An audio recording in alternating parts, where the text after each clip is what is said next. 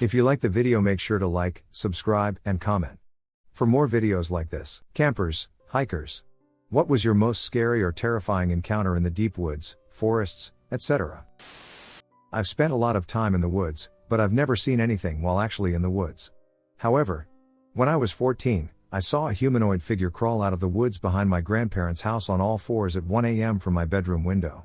He moved like a slow spider, made a weird-ass moaning noise, and then scampered back into the woods.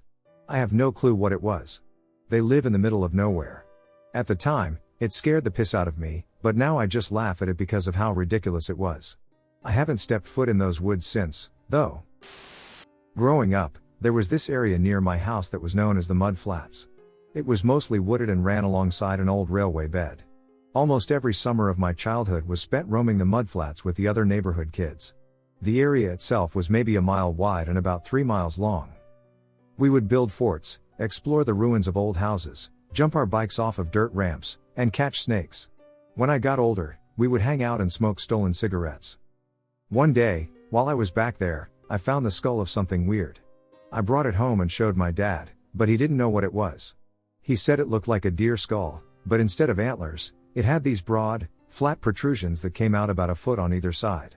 It's hard to describe exactly what the horns or antlers looked like, but the closest I can come to describing them would be like a large duck's foot, but made of bone. I have never seen anything like it before or since. I was walking in the woods behind the vacation home of one of my uncles and just kind of wandering. It's a well-populated area, so I wasn't super worried, and unfortunately, I wasn't super cautious either. I walked into what I thought was a patch of snow and fell through thin ice into a rushing river.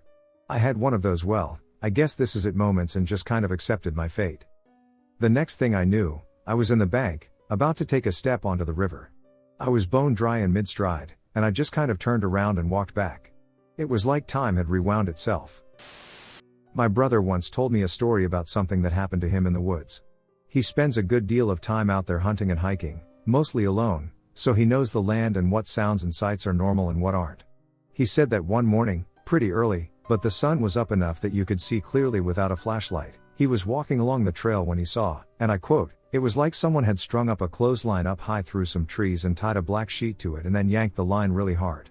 Best effect if you read this in a very thick country accent.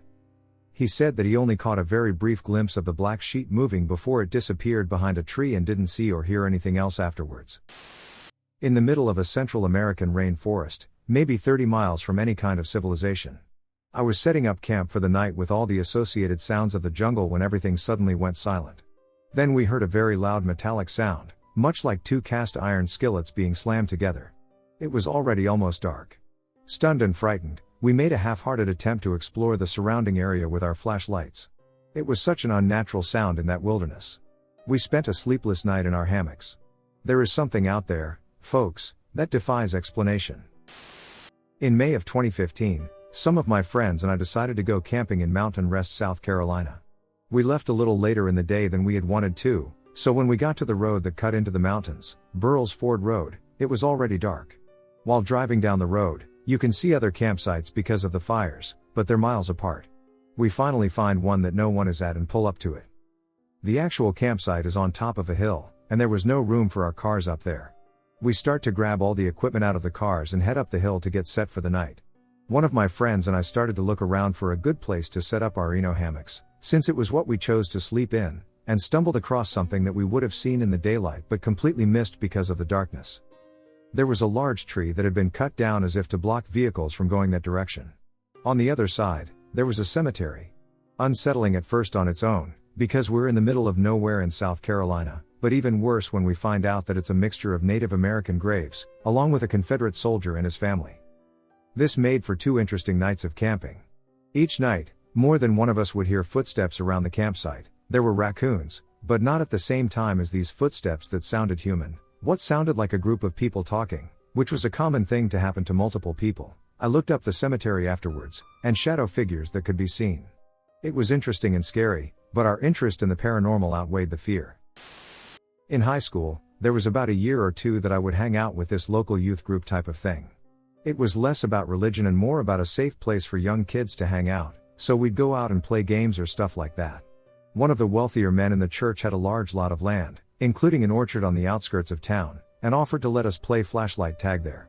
There were maybe 10 or 15 of us, including 2 supervisors, and we were asked to partner up for safety reasons. 2 guys named Matt buddied up, and I was partnered with someone else. We'll call him Jason. I don't remember his real name. Jason and I were the seekers, looking for the others, and we walked into the woods. Pretty quickly, we began hearing some noises, like someone was hiding behind some bushes. Jason and I both heard it, so we decided to flank them and sneak up from the left and right. Jason had the only flashlight. In a moment, I saw a flash behind Jason, and I shouted for him to get him. It was one of Matt's. Jason chased after him, back towards the cars, leaving me alone in the dark without a flashlight. I heard more of the rustling, assuming it was the other Matt. I said his name, "Matt, come out, I found you." I was talking to a bush, but I was pretty sure Matt was behind it. Then I heard something behind me.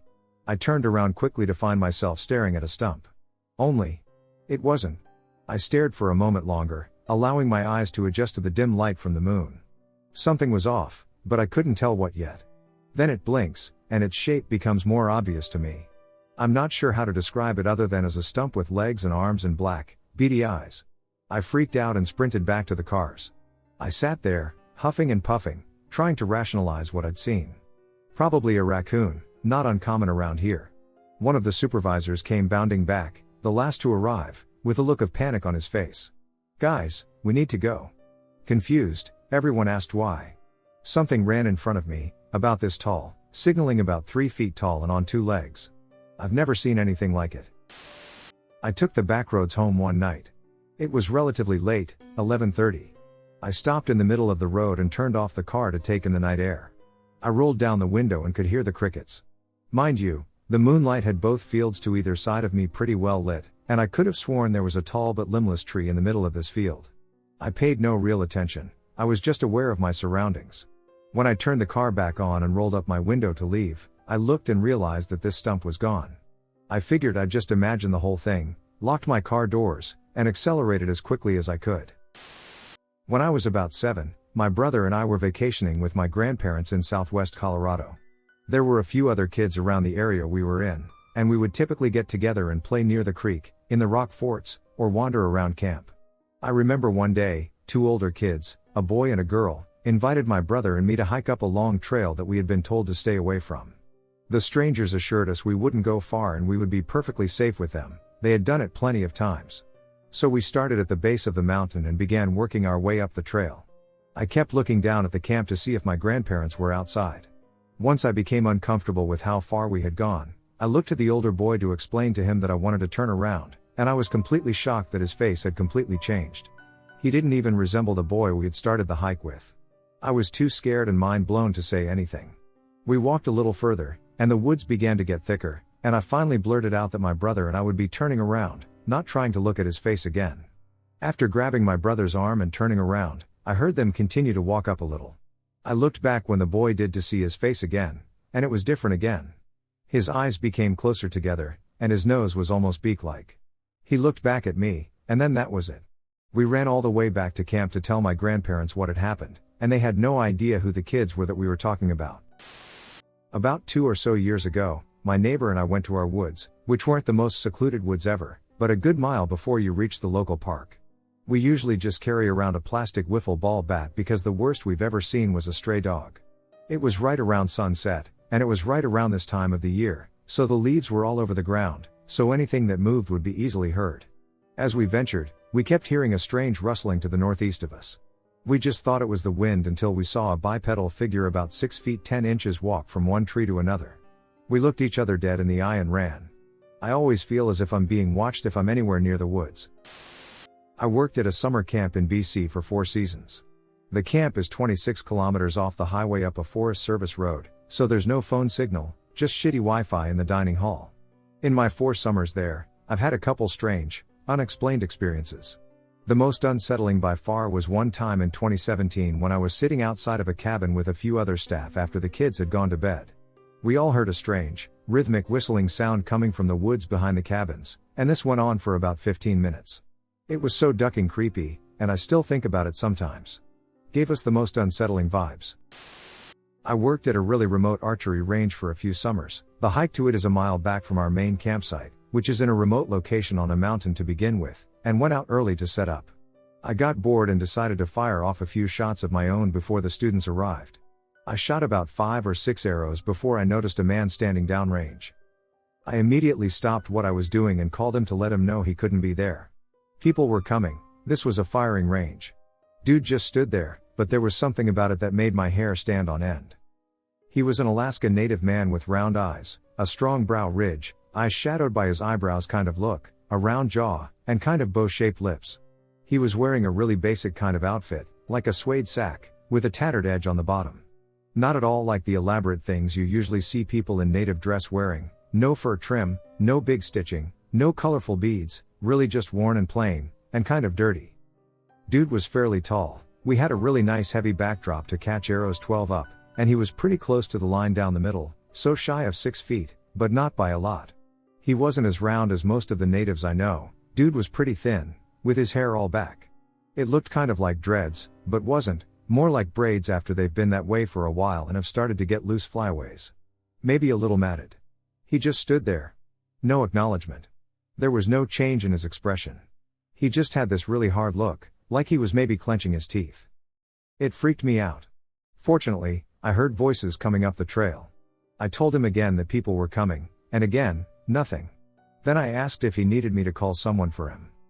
He just vanished. Poof. Gone. We found out later that our property backed up against traditional native lands currently owned by a native corporation. I've always wanted to ask more about it, but I worked there for several years and never saw him again. I'm not really sure what I would even say or who I'd ask. It was December 2003, and my parents and I were at my grandparents' house. The house is in deep South Louisiana and very out in the middle of nowhere. We were there for Christmas, and the house was full, so I slept in their fifth wheel camper. It was about 2 to 3 a.m., and I heard my grandparents, the Great Danes, barking up a storm. I look out the window, and I see them chasing a small black object about a foot tall. It's darting back and forth, leaving these dogs in the dust. So it darts under the fence and stops right under my grandfather's repair shop light. It goes from being about a foot tall straight up to well over 6 feet tall. It was thin but not frail. It didn't have facial features that I could see. It was like looking at a shadow. It wrenched its back and screamed at the dogs. I can still remember the sound and the feeling it gave me. The dogs ran to their kennel. They didn't come out for 2 days, then turned their heads towards me. Even though I couldn't see its eyes, I knew it was looking dead at me. Then it bolted into the woods faster than I had ever seen anything on 2 feet move and disappeared into the woods. I was so scared I didn't go into the woods for years. Many years ago, I was dating a guy who was really into camping and hiking, as am I. We spent a lot of time camping at primitive sites. He wanted to take me to visit his dear friends who lived in Kentucky. They have 150 acres in the Daniel Boone National Forest. The couple, I'll call them Dan and Gina, had an off-grid cabin that Dan had built. There was a cleared-out space for the home site, and Gina grew all of their veggies and fruit. The main property was bordered or divided by a very clear creek that flowed down from a cave further up the property. It was so clear that you could safely drink from it. Gina's gardens were magical. After a very long drive to get there, my boyfriend and I got out. I met Dan and Gina, and she gave me a tour of the gardens. Everything was lush. There were bees, butterflies, and hummingbirds everywhere, and the place just felt sacred. They were true stewards of this land. As Gina was showing me a line of crops right near the tree line, I was distracted by a huge insect flying around me on my right side. I kept seeing it in my peripheral view, darting towards me and then away. I'm not afraid of bees, but this one was really persistent and seemed large. I turned to look, and my mouth fell open in shock. There, hovering at my shoulder, was a tiny little man. He had inky black hair and pointed ears, and his clothing looked almost like it was made of deep green leaves. His wings went really fast and sounded like a hummingbird's. I had to blink a few times because I was sure it was drive fatigue. And then he put his hands up near his ears, wiggled his fingers, and blew a raspberry at me, flying off. I turned to look at Gina. I had just met her and didn't want her to think that I was a nut. She saw my face, and she giggled. Then she said, in the sweetest Kentucky accent, "Did you see one of our fairies? They must like you. You'll get to see the fairy lights tonight and the rings tomorrow morning." I was still kind of in a state of disbelief. Despite all the weird stuff I'd seen in my life, I had never seen fairies, gnomes, or any other similar magical folk. That night, We sat on the front porch, surrounded by trees full of perfumed flowers, listening to the sounds of the forest. I remember Gina tapping my arm and pointing out to the far end of the cleared yard. There were tiny lights in the grass. Not like fireflies. These held a steady glow and moved up into the air, then down. Then up, and repeated. This went on for at least an hour. We watched in silence. It felt like we were in a magic bubble. That night, my boyfriend and I camped outside in a tent. I slept deeply and woke early, before anyone else. I tiptoed outside, walking barefoot in the grass. I remember the feeling of dew on my feet. And as I walked around, I saw 3 different circles in the grass. Perfect imprints, where the grass was flattened down in a circle. The rest of my visit included a lot of incredible experiences, including getting to know Dan and Gina and enjoying being in an off-grid paradise. We hiked up to the cave and wandered towards its deep back, where there were many petroglyphs left by tribes a long time ago. Dan told us that if you went at night, you could hear drumming and chanting in the caves, but we didn't go back. I felt like it was almost trespassing, as though hundreds of eyes were on us. I just had such a feeling of reverence while on that land. I grew up in the forest in a tiny house in the Appalachian Mountains. Our house was more like a shack, and behind it was a large, looming mountain. The nearest neighbors weren't far, but with woods in between, it sure seemed like it. My parents were in a band and left once or twice a week from about 5 p.m. to 2 a.m. to practice or go to a show. I was about 12, and my sister was 6 or 7. We passed the time by watching old VHS tapes or talking. One night, my parents left, and a torrential downpour started. If you know Tennessee, you know that a flood can happen anytime, and I've had several pets drown from being outside. We had a small, closed-in porch on which our mom's favorite dog, Whiskers, was tied via a 20-foot chain wrapped around a toolbox. Anyway, this dog was doofy and about as useless as a guard toad, but he had a loud bark, and my parents' hope was that he would frighten intruders. He was quietly sleeping on the closed-in porch until the wind, which at that time was at a complete roar, caused the front door to come from its hinges. Whiskers bolted off into the night. I yelled at my sister that I was going to get him, put on my dad's rubber mining boots, and ran out. I didn't get a flashlight because I don't know. I was a dumb kid. I was terrified, both for his safety in the rain and for the fact that if my parents found out their dog was missing, I would have had the shit beaten out of me. Lightning lit up the side of the yard just enough for me to see him bolting down the bank and across the stream in the backyard, towards the mountain. So I ran after him. The creek had a bridge, aka a very thin wooden plank. I didn't even touch it but leapt over it, my adrenaline sky high. Now the lightning was gone, and I could only hear Whiskers based on the dragging sound his chain made. Maybe 30, 40 seconds, and I was already dripping with rain, not a dry spot on my entire body. So I ran up into the forest. I lost the sound of Whiskers. I was in a panic at this point, with the rain and my lost dog, and so I just kind of numbly scaled the slippery leaves, and as I ran, I called out and made kissy noises, as you do for a dog when you're 12. Then it seemed like a shadow fell. I don't know how else to describe it. I could see nothing, but the black suddenly got blacker. And I realized something. I could smell extra well, thanks to the rain. It really makes things pungent. I smelled dead leaves, and I smelled wet dog and dog urine, which was not surprising. I actually got hopeful at that point because I knew he would be out trotting around, marking his territory, and maybe I could find him. But the extra black seemed ominous, and I stopped calling or whistling. I felt anxious, like something else was in the forest. That's exactly the feeling I got, and I actually stopped dead to listen. I couldn't hear anything, but from above me, on the crest of the mountain, I smelled something. It smelled putrid. Rotten, like a carcass that's been sitting in the heat of southern Tennessee all day.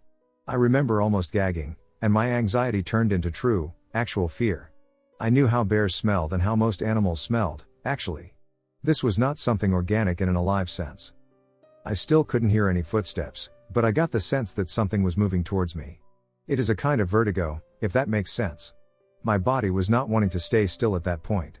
I was frozen in terror, staring into nothing, smelling rotten, and feeling like I was being stalked. I've been stalked by a mountain lion before, and it felt almost exactly the same, except with an extra dose of piss your pants fear. And then lightning flashed again, and I saw something impossible. The trees were lit up around me, but several feet in front of me there was a huge black void. It was pure black.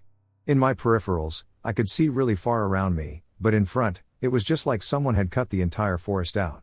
Right then, I heard a dog barking, and Whiskers sort of appeared out of nowhere from my right, barking insanely and heading towards that dark spot. The lightning went as fast as it had come, and my only thought was, now it saw us. Somehow I had the sense to dive down and pick up Whisker's long chain before he got too far, and I had to yank him away. Keep in mind that it's still raining as loud as all holy duck, so loud that I'm sure nobody else heard him barking but me, and I were next to him, and I heard this guttural noise from the top of the mountain. It was like a growl, but more like a rumble. Almost an earthquake sound. It was deep, and all my wet hair stood completely on end. I remember taking off, and I thought I'd have to drag the damn dog down the hill, but he seemed to agree with my decision. I have no clue to this day. One of the biggest mysteries is how we got through all of that forest without slamming into a tree. Black vision, downhill at a 70-degree angle, slippery leaves. We were like superheroes there for a second. Superheroes who would have probably pissed our pants off if we'd looked behind us. It's also incredible that I, in my dad's big, clunky boots, was able to keep pace with a running dog, but that's how frightened we were. There was nothing but animal instinct there. We crossed the bridge, and I ran across it this time, hearing my footsteps thunk loudly and thinking, oh duck, that was loud, as though we were being chased. We get back into the house. I chain the dog up. He's wet, shivering, and looking very remorseful for his bad decision. I scrambled into getting a hammer and fixing the ducked-up door the best I could. I changed into some warm clothes and sat back down, too scared to say much. My sister was tired and quiet. It was late. She wanted to put on a movie, but I stopped her because I still felt uneasy. We put the lights off. Trust me, it's far less frightening this way, because if the lights are on and it's pitch black outside, anyone can be watching you. Anyway, we sat in the dark living room and looked out the picture window at the rainy yard. We didn't see anything, but there were flickers and shadows. Something was off. When the lightning appeared, there would be a mass, either far or near, that didn't light up just right. I took a flashlight and shined it out the window, and the same thing happened. It just ended. The beam was cut off, swallowed by black spots. Whiskers, usually the type of dog to bark his head off at the mere sight of a butterfly, was dead quiet.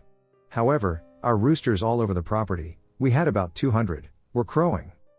My sister fell asleep, and I stayed awake, staring out the window until my parents got home, complaining of the wet dog smell and shooing me away to go sleep somewhere else. They asked what happened, and I told them in about 3 words that Whiskers got loose, and I caught him quickly. They saw the door and, luckily, didn't blame me for that. They blamed the storm. I used to hang out with a guy named Jeremy constantly. We were almost always together and really good friends. He lived in a little town a bit away from where I'm now, called Fosterburg. The back half of this town was mostly farms and wooded areas, more or less the country, as we called it then. As I said, he lived in a pretty rural area, so there was always somewhere new to go. We'd often grab up some flashlights, bring a stick, a bat, or a knife with us, and go exploring into the backwoods. On this particular night, we'd left around 3 a.m. or so. We were crossing through a cornfield, cracking dirty jokes the whole time, when we came to a clearing leading into a new set of woods we'd never been into. So we decided to go ahead and check it out. The woods were thick, and dawn was starting to show slightly. A bit of light was coming out when we'd made it pretty far in. We decided we should probably start heading back home to make sure we snuck back in before his parents got up for work and noticed us missing. We'd probably spent about an hour or so getting this far. As we were turning around to go back, Jeremy noticed what looked like a little, and I mean very little, shack 100 or so feet in front of us. He mentioned considering exploring it, but I was starting to get a bad feeling thinking about it. It kind of creeped me out. We instead decided we'd just explore for 10 to 15 minutes or so around it and then leave, maybe come back later in full daylight. Dawn was coming, but it was still pretty dark, though we could see to navigate through the woods without the need for flashlights now. So we went snooping a bit, taking in the little shack. It was rickety looking. It had 2 windows, one of which was almost entirely broken out, and some of the glass was still on the ground outside. We were taking in the side of the place. It was rectangular shaped, and the door wasn't on our side. We were being pretty quiet because, for whatever reason, our overactive imaginations kept assuming someone was inside the thing sleeping or something. We stepped around to the side that would be the front of the shack, with the door. And there was a little clearing several feet in front of us. There was a big tree stump, and a man was sitting on it.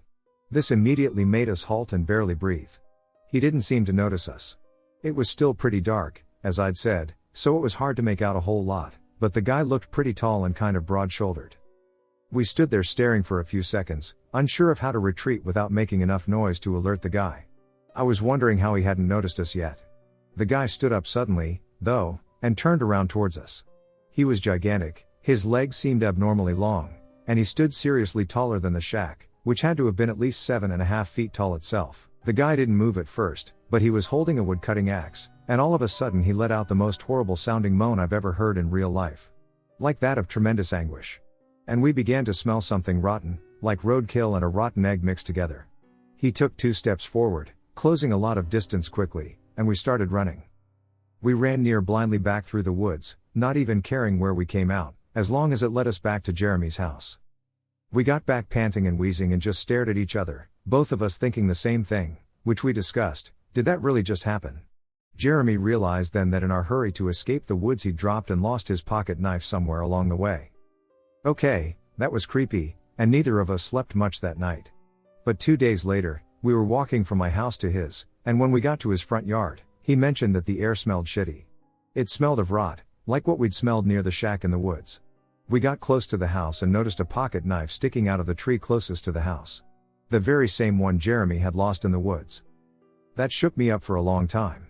I had a lot of trouble sleeping for weeks because I'd keep seeing that inhumanly tall man stepping towards me and recall the rank smell that suddenly hit us along with the terrible moaning sound the man let out.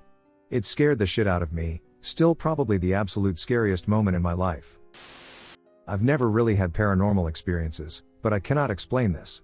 I'm in college, and me and some other 7 people from my school went on a backpacking trip, and we had 2 experienced leaders. We drove to Zaleski State Forest, which is in the Appalachian region of Ohio. It was early April this year, and it was cold, and everything was still dead from winter. After hiking miles into the forest, we set up camp at the backpacking campsite, and there were a couple other groups of people as well. We set up camp farther away from everyone else. Each of us had individual, 1-person tents, and we formed a kind of cluster on this site, with my tent being in the back, so no one was behind me. Our cluster was also right next to the forest. I'm dead asleep around 2 a.m., and I wake up to leaves crunching right behind my tent. I hear footsteps walking in circles around my tent. They had a sort of heaviness to them that couldn't be a deer or a dog. It sounded like just 2 legs. I cannot make this up. This creature was circling my tent for long periods of time, slowly creeping up to the sides of my tent and then just stopping for periods of time, and then would move on to waking around the rest of our tent cluster. I could hear a human breathing from the mouth when it was close to my tent, like a light sort of heaving. I was shaking, too scared to unzip my tent and investigate. I kid you not, this occurred for hours, and it seemed I was the only one awake. Out of nowhere, I see an illuminated light shape from my tent, although I couldn't tell what it was from inside my tent because it was all zipped up. It was like a warm glow. I might have assumed it was someone's flashlight, except no one was moving. I was paralyzed in fear. I simply couldn't believe it was an animal. At some point, I fell asleep due to sheer exhaustion, but I could hear the heavy footsteps circling until I did. In the morning, I questioned my fellow campers about it, and my leader admitted she heard the footsteps and noises as well, admitting it was bizarre and she would have investigated had she not been so groggy. One of the boys in the group said he also noticed the light that came on but thought it was someone else. Not a single person in this group went up to go to the bathroom or turned on a light that night. I've heard things about the Appalachian regions being creepy and bizarre, and now I believe it. Take this with a grain of salt because I have experienced episodes of hallucinations, but I've never had auditory hallucinations like this, and this was years before any symptoms even started to surface. I live in Ontario, Canada, and I'm pretty certain I encountered a Wendigo. My family used to camp a lot, and one summer, I was maybe 16-ish. We went and camped by a national park in northern Ontario. We were around the fire pit, my parents and sisters were drinking beer and chatting. I left to go to the washroom, which was down the path but not too far from our campsite, and before I reached the bathroom, I heard a bubbly chattering. Being the anxious mess that I started fumbling to get my phone's flashlight on. I then heard my sister's voice again, but more clearly. It was her enthusiastic drunk voice where she'd interrupt people with no listen. Except it was all choppy like no. Listen. Listen.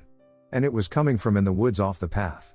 I forgot anything about needing to piss and booked it back to my campsite, where my sister was laughing and chatting quietly with my dad. I spent 63 days on a wilderness survival trek as a teenager in 1991. We were in very remote locations in Tonto National Forest in Arizona.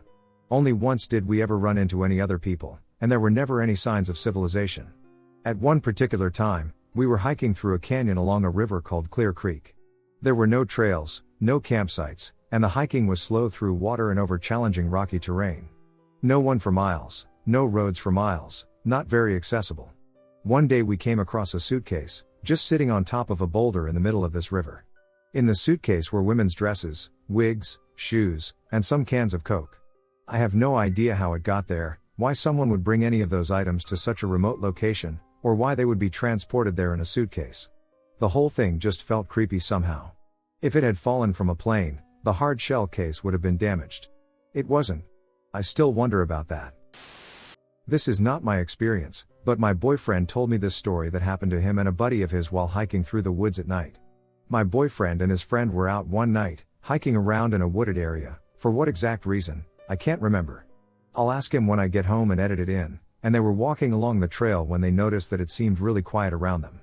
No birds, no insects, just silence. They commented that it was weird, but trudged on. Not too far up the trail, my boyfriend looked ahead of them and saw what he describes as a floating apparition, comparable to what a balloon with a sheet draped over it would look like. In fact, that's what they thought it was, some sort of prank being pulled by someone, but it glowed and had a light emanating from it. It floated about 10 feet off the ground, a few yards ahead of them. They both stared at it, pretty scared, and then it just zipped off into the woods to their left and disappeared. My boyfriend said they ran up the trail to where it had been, looked off into the woods where it went, and could find no trace of it. They even went back the next day, trying to see if there was any fishing line around, anything that would have proven it to be some sort of prank, but they couldn't find anything, and he never saw anything like that ever again. When I was pretty new to hunting, my brother and I were up in this sort of open-ended, horseshoe-shaped canyon up in the mountains, hunting elk, with bows. We both had radios, so we could talk to each other. Right around the bottom of the horseshoe, the foliage opened up, and I could see my brother right down below me, about 100 yards down the canyon. I kept an eye on him so I could match his pace and kept walking forward when I saw something exiting the foliage that he had just exited. I didn't have binoculars, but I did have my rangefinder, which has a small zoom. I take it out and look at the thing. It's a cougar, down in a stalking stance, following my brother. I get on the radio and tell him not to move, there's a cougar behind him, and it knows he's there. So he just stops dead in his tracks, he didn't even use the radio. It felt like I was watching that thing for forever before it turned around and left. It's ducking terrifying that those things are so silent. It was so quiet on that mountain, all you hear are your footsteps in the snow and maybe a little wind. My brother had no idea he was right behind him. Not exactly deep wilderness, but 320 acres of heavy forest down in South Oklahoma. I was stalked by a black panther at night. I had many instances of being followed and not seeing or finding any tracks afterwards. Other than the panther/mountain lion/cougar, whatever you want to call it, the time I was followed by the yellow eyes, I was followed for about a mile all the way back to my big grandmother's house. I came hauling my ass through the side gate to see my GP, Dad, and two uncles talking on the front porch. They saw the eyes come around the gate posts and immediately told me to grab dirt. I dove to the ground and heard nothing but thunder. Then silence. I thought I was dead when I heard them calling me to the house. I got up and ran. I left my rifle in the dirt. A fact I'm ashamed to admit. Get to the porch and turn around. I can still see the eyes watching us. No body, just these bright yellow eyes. Moving back and forth behind the gate. It took me a good 3 hours before I went to retrieve my rifle. Only then, because my uncles and dad went with me to get it. I am an au pair in Sweden and spend most summer weekends in my family's summer house, which is out in the archipelago outside of Stockholm. A breathtakingly beautiful place, but boonies don't even begin to cover it. The nearest neighbor is about a 30-minute brisk walk away. And after that, there's nothing except a thick, terrifying forest. This particular night was date night for the parents, so I was left with the two children alone in the terrifying murder house. The game plan was to go exploring in the forest, which I had never done alone with the children, only with the parents, and then walk to pick up my boyfriend from the bus stop. He would stay with us until the parents got home from their date, and then my boyfriend and I would go sleep in the guest house. So, while in the forest, I kept getting the jitters. Things were definitely stranger, and it wasn't just because I was alone with two children. I grew up in the forest. But several times we heard the birds calling out these weird distress call noises, and big flocks would appear, a long time before we were even close enough to scare them. And there were big, thudding footsteps nearby. I was terrified of there being an asshole moose or something. We came to a little hidden lake, and then things got even weirder. Though the place is unpopulated for miles, there was a woman sitting on a rock opposite us, about 60 feet away. She was naked and wet as though she'd been swimming, even though the water was much too cold for that. When she saw us, she stood up and did this weird pacing thing, Like she would get close to the water and then back away, then move close again. She wanted to cross and come towards us, but there was an obvious lake barrier in the way. The kids were mildly worried, and it wasn't long before I ushered them back the way we'd come and we made our way out of the forest. On the road to pick up my boyfriend, I had the oddest sensation of being watched. I was really terrified, actually. But we met him with no incident and returned to the cabin just as the sun was setting. We gave the kids dinner, and just as they were curling up with a Swedish comic book, the main door slammed open. I really remember thinking it was for a real person. There was a heavy footfall, and then bam! Like someone had stomped and flung open the door. But there was no one there. My boyfriend went out and had a look around, nothing. It must have been the wind, of course, right? It's always the wind. Fast forward to 3 a.m. I had to pee. My boyfriend and I were in the guest house. My bosses had come home long ago. I am a badass and pee outside with no problems, so I stumbled out of the darkness and squatted down outside the guest house to pee. And it was right when I straightened and adjusted my shirt, that I got that awful feeling of dread. I had it in the forest, I had it on the way to see my boyfriend, I had it while we were camped out inside the house. I had felt just fine in the guest house with my boyfriend, but now the feeling was back. Behind the guest house is a steep hill, about a 45-degree angle, and on that hill sits what we call the ghost house. It was the house of an old soldier in the 1600s, and now it just sits there, all terrifying and vacant. There's a trail going from the ghost house to the main summer home, and my boss lit the trail with dim, useless, solar lamps. You can't see how to read by the light of the lamps, but the idea was to light your way up the hill and not trip and die over a tree root. I could sense something moving up the trail. That means something is moving from the main house to the ghost house.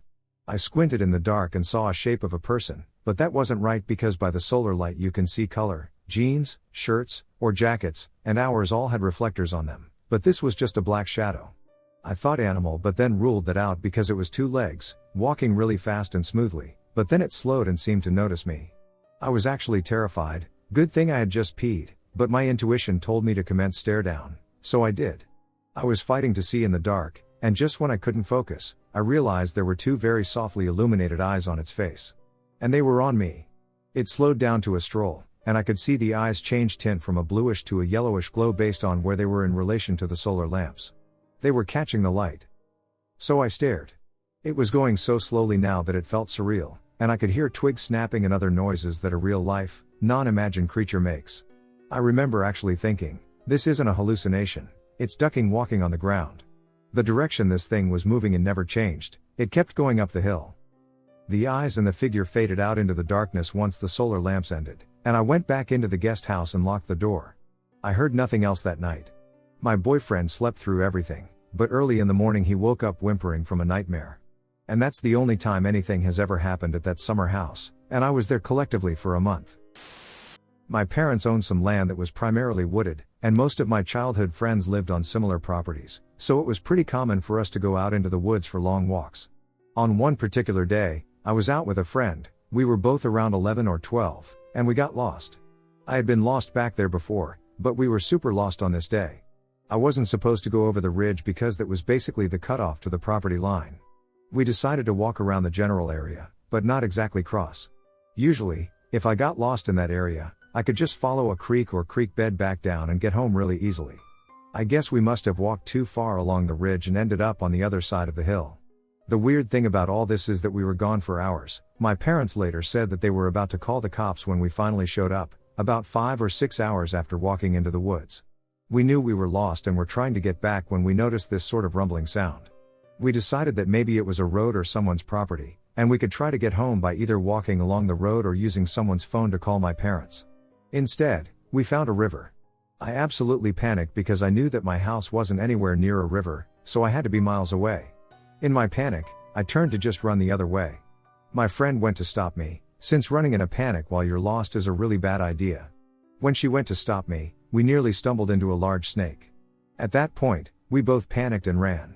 I don't know how, but somehow we made it back in what seemed like about 5 minutes of running. How could we have been lost for hours and yet ended up back in only 5 minutes? What was weird and kind of scary was that I asked my dad how far away we were from a river. He said it was about 10 miles. When I told him what happened, he said that it must have been a creek. But I remember it so clearly, and this was a pretty wide river with a current that created a loud enough sound that we heard it from a distance away. I had never thought too much about how weird the whole experience was until I read Missing 411. Now I'm a little creeped out about how lost we got in an area that was so familiar to us and how we seemed to travel such distances in vastly different amounts of time. Based on that book, though, I guess it's just good that we didn't wander out while there was a storm coming in. I love to go camping in the deep woods. Backpack dispersed camping is way more fun as it takes you off the trail and really into nature. So this was back in fall 12 in Up Michigan. I was camping with 3 friends, my ex, and our 2 dogs. We were somewhere about 2 hours from the hunting road we left the car on and came upon this really nice clearing overlooking a good-sized stream. We pitched camp, dug a pit, and tied all the food up in the tree for a good 20 or so feet so no bears or other animals would bother us. After about 6 or so hours just enjoying the area, exploring, and drinking/smoking, we all got tired and sat around the fire for the night, just enjoying nature. Eventually we all went to bed but left the fire going, albeit very low, just enough to keep light around the camp. Well, eventually, at some point in the night, I woke up to my dog growling in her deep, angry growl and could see the hair on her back standing on edge. Slowly, I could hear this hard, heavy sound of leaves and sticks being crunched on and moved around. I then heard the distinct sound of beer bottles clinking and even one popping open. So it was a person or something with thumbs outside our campsite. Being the always confrontational person I am, I ripped open the tent to find nothing at all except 3 glass beer bottles standing up on a log that was rounded and damp with morning dew, so there was no way possible for those bottles to stay on that log. Last year, I was hiking the Appalachian Trail by myself. It was my first week out, and I was in northern Georgia by the North Carolina/Tennessee border. It was probably my 6th or 7th night, and I stealth camped by myself, maybe a quarter mile off the trail, in a place no one would really bother or even think of going to, whether to camp or anything else. It was about 9 o'clock.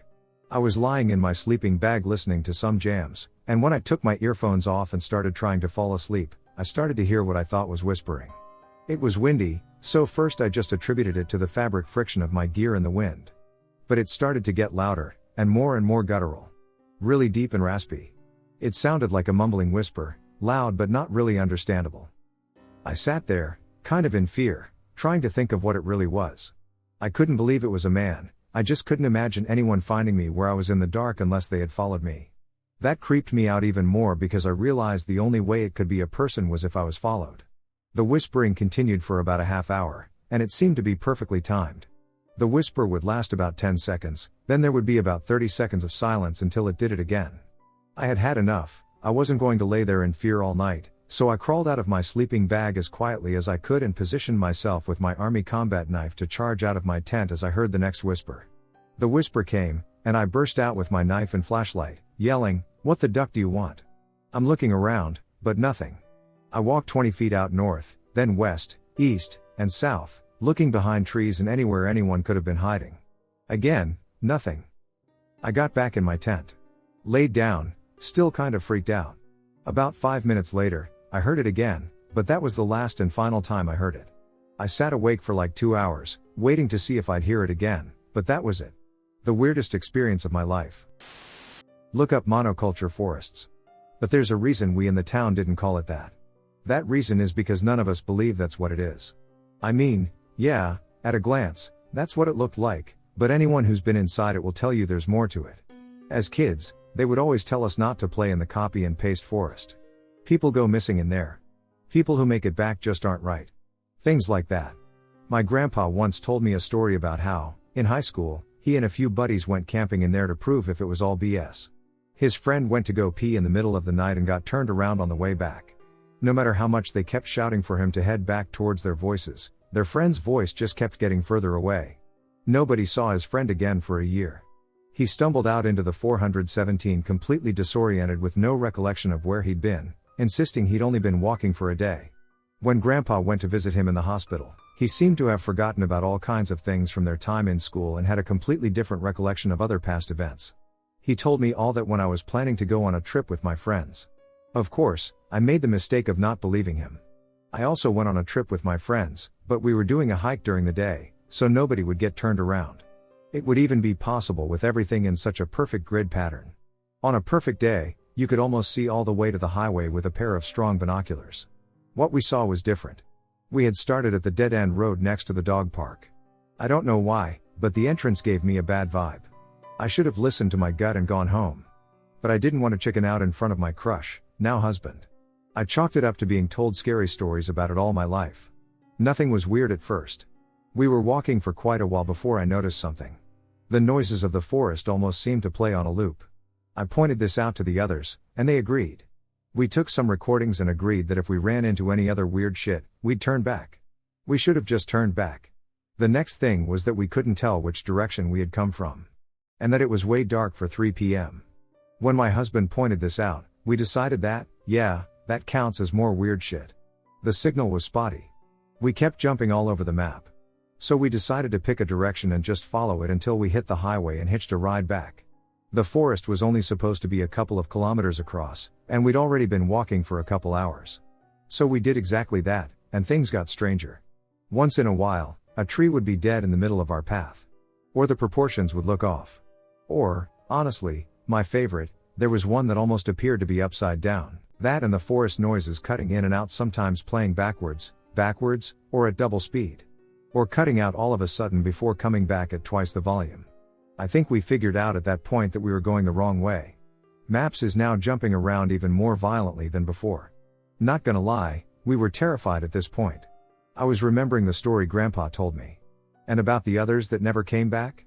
We doubled back the way we came. Or so we thought. The noises stopped sounding quite weird, but then something worse played. We heard us. Word for word, the conversation we had earlier about turning back. We changed direction again. It was getting lighter. By the time we made it back, it was 6 p.m. the next day. I thought we made it out fine, but I've noticed a few things. When I make references to past events, I get a lot of funny looks, and sometimes people correct me. It's been the same for my friends too. The last memory I have of before moving to college is when we got run out of a local bar and attacked once, when I mentioned a harmless prank we played in high school. People were giving us dirty looks the whole way home. One lady, one of the only people who knew about the trip, pulled us aside and gently let us know that an accidental fire killed 3 freshmen, and it was best not to talk about it. As far as I'm aware, none of us moved back after college. Sometimes I swear I pass by an upside-down tree on my way to work, but it's never there when I turn back. The memories, flashbacks, if that's even what they are getting worse. Recently, during a thunderstorm, I swerved around a tree that was inexplicably growing in the middle of the road. A road I take to work daily. The other night, my husband saw a weirdly proportioned tree in the middle of the courtyard. I was at a lake and decided I was just going to stay the night with my ex. We decided to sleep in the bed of my pickup truck. In the middle of the night, I woke up for no reason and poked my head over the side of the truck. It was oddly quiet, and I was curious as to why, I guess. That night it was dark, and the moon set shortly after we fell asleep, I'm assuming because we watched it head down to the tree line before falling asleep. So I looked down the dirt road, and it's a bright day. The lake is in the middle of a field surrounded by trees, about 500 yards away. This light was coming from no source I could see, no cars on the ground or things in the sky.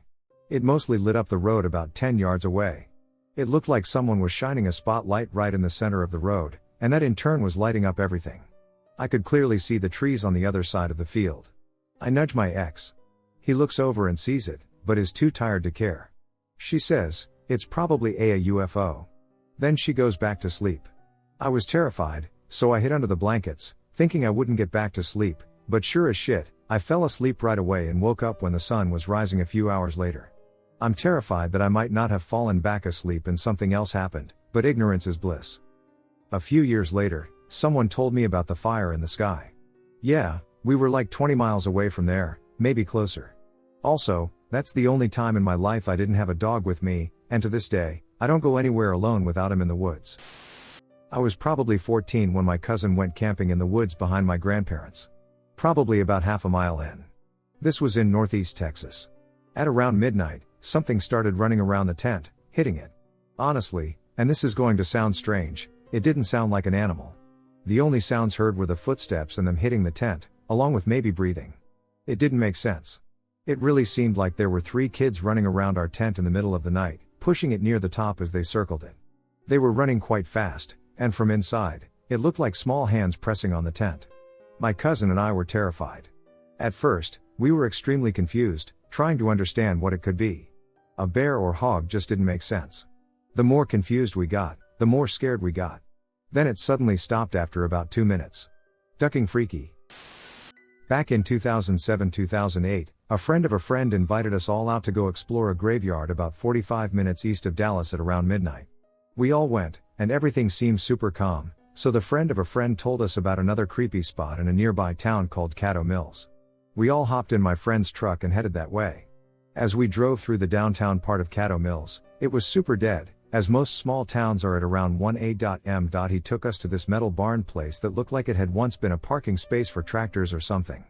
We all got out, and I had a Sony Handycam at the time. I started recording as we walked in. The footage is dark, and the light on the camera just showed dust falling from the ceiling, which is about all we could see in person.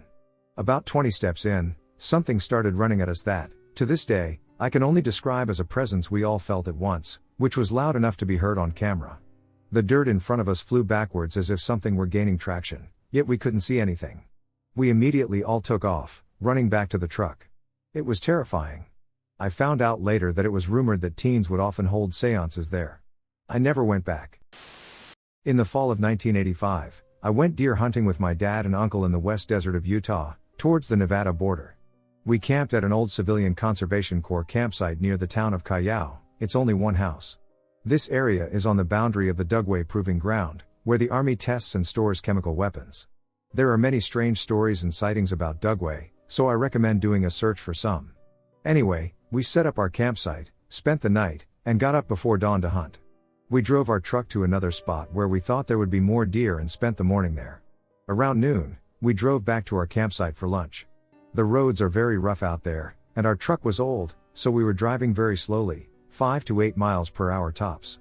There is literally nothing but sagebrush out there, just miles and miles of emptiness, and the weather was bright and sunny. We could see for miles around us and hadn't seen any other hunters all day. It took us an hour or so to get back to the campsite, puttering along slowly on the bad roads. We pull into the campsite, and the second my dad puts the truck in park, an Army pickup truck pulls up next to us. This truck just appeared out of thin air.